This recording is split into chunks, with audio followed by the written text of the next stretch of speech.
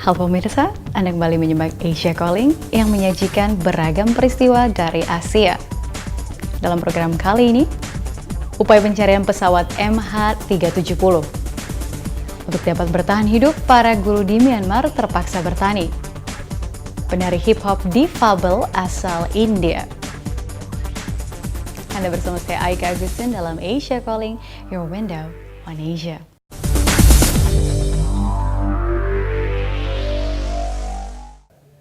Operasi pencarian yang melibatkan 26 negara tengah dilakukan untuk menemukan pesawat maskapai Malaysia Airlines MH370. Operasi pencarian secara besar-besaran seperti ini tidak pernah terjadi sebelumnya. Memasuki pekan kedua, wilayah pencarian diperluas, mulai dari pantai Laut Kaspia di utara hingga Samudra Hindia bagian selatan. Berikut laporan Faisal Mohtar dari Kuala Lumpur. Penerbangan Malaysia pesawat MH256, MH2596 ke Kuching dan Miri sekarang telah ditukarkan ke... We are deeply saddened this morning with the news on MH370. Malaysia Airlines confirmed that this flight, MH370, lost contact with Subang Air Traffic Control at 2:40 a.m. on a Boeing 777, the 777-200 aircraft. It departed Kuala Lumpur at 12:41 a.m. this morning, bound for Beijing. The aircraft was scheduled to land at Beijing International Airport at 6:30 a.m. Beijing local time. The flight was carrying a total of 239 passengers and crew, comprising of 227 passengers, including 2 infants, and 12 crew members. Itulah pernyataan awal dari pihak Malaysia Airlines saat memberikan keterangan tentang hilangnya pesawat MH370. Operasi pencarian tengah dilakukan dengan bantuan dari 9 negara. Kini 26 negara ikut terlibat dalam pencarian itu. The search and rescue operation continues to be a multinational effort, one led and coordinated by Malaysia. Malaysian officials are requesting support from these countries as well as others. This support includes general satellite data, radar playback, both primary and secondary, provisions for ground, sea and aerial search, and assets as appropriate. Kini pencarian memasuki pekan kedua. Hilangnya maskapai MH370 tanpa jejak telah mengubah sejarah penerbangan modern. So in this operation, there are very few evidences so far, but now we are exploring. We are trying to find some parts of the aircraft as well as oil spills and oil stream in the sea. This is the kind of operation we are now doing. Communication after something found would be extremely important in a sense. Airplane accident is, in nature, number of airplane accidents is very few. However, particularly in this case, there is the information, the volume of information, absolute volume of information is very limited.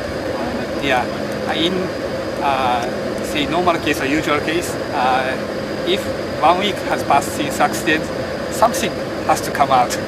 But in this event, very few information has come out. So this is a kind of rare case, I believe.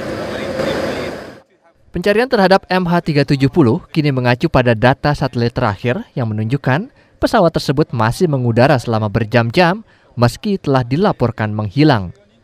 Awalnya sempat muncul teori bahwa pesawat MH370 mengalami dekompresi, tapi kini pihak Malaysia Airlines mengatakan penyelidikan dipusatkan pada kru penerbangan.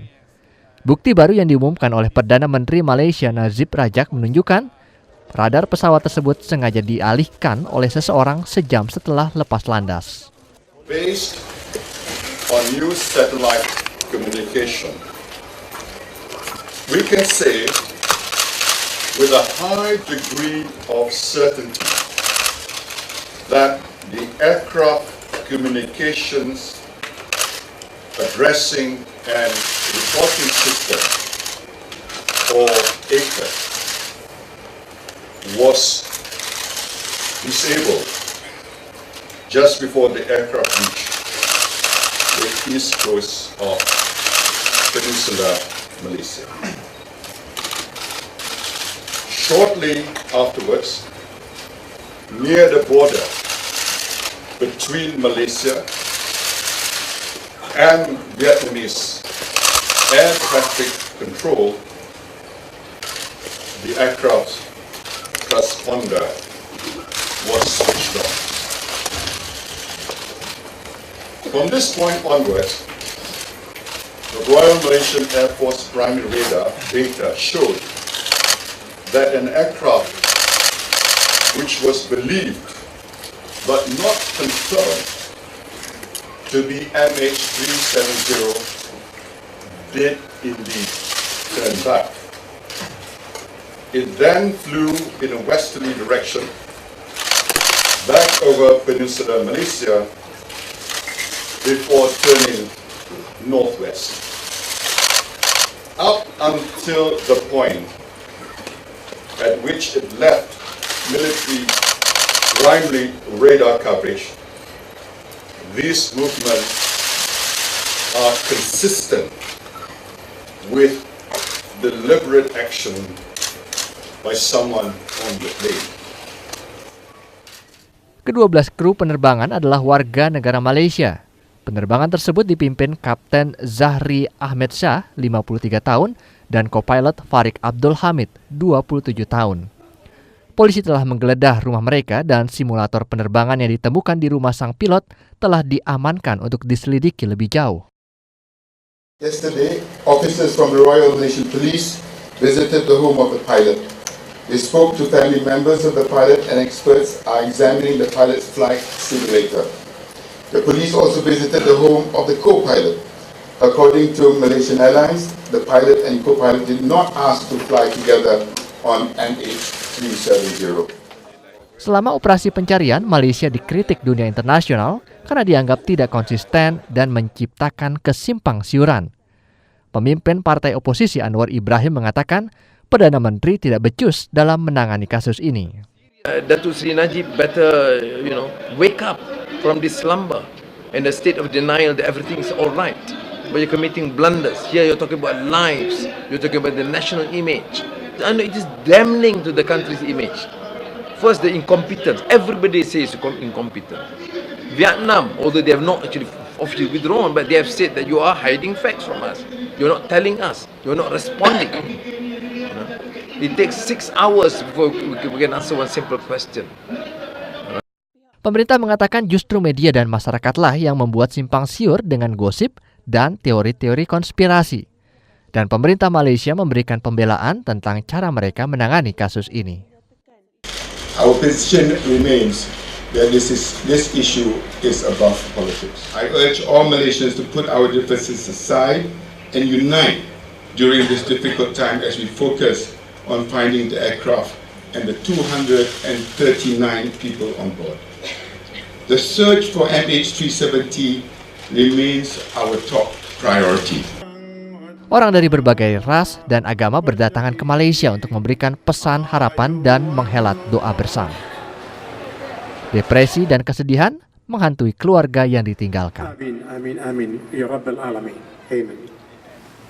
Thank you.